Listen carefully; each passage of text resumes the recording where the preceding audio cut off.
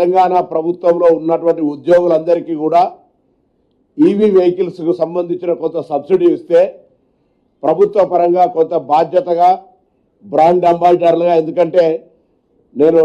Chief secretary గారిని అదేవిధంగా DGP గారిని కూడా రవాణా శాఖ తరఫున ఇంతకుముందే కోరడం జరిగింది. అది జిల్లా కలెక్టరేట్లు కావచ్చు,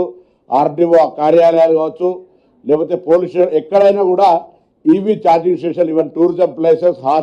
హాస్పిటల్స్ కావచ్చు, పబ్లిక్ ప్లేసెస్లల్లో ఛార్జింగ్ స్టేషన్లు ఏర్పాటు చేయడానికి అవకాశం ఉంటుంది అనేటువంటి ఆలోచనతో కానీ,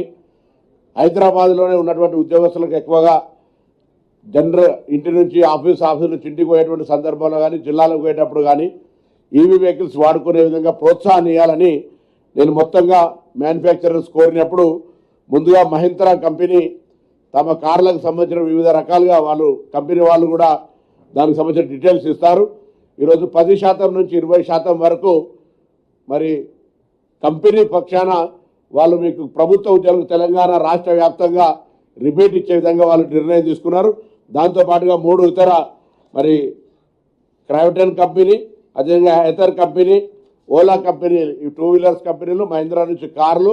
దాని తర్వాత మారుతి వాళ్ళు కానీ, ఎంజీ వాళ్ళు కానీ, ఇతరత్ర కంపెనీలు అన్నీ కూడా నెగోషియేషన్లో ఉన్నాయి. మనం 10 నుంచి 20% వరకు అందరికీ కూడా ప్రభుత్వ ఉద్యోగులకు, అందులో టీచర్లు కావచ్చు, ఎన్జిఓలు కావచ్చు, ఆఫీసర్స్ కావచ్చు, పోలీసు కావచ్చు, మెడికల్ అండ్ హెల్త్ కావచ్చు, ఎవరైనా సరే ప్రభుత్వ ఉద్యోగిగా షోరూమ్లలో మీరు వాహనం కొనుగోలు సందర్భంగా మీకు గుర్తింపుని ఇచ్చినట్టయితే అక్కడ ఆ రిబేట్ కన్సెషన్ తీసుకునేటువంటి అవకాశం ఉంటుంది. దీనివల్ల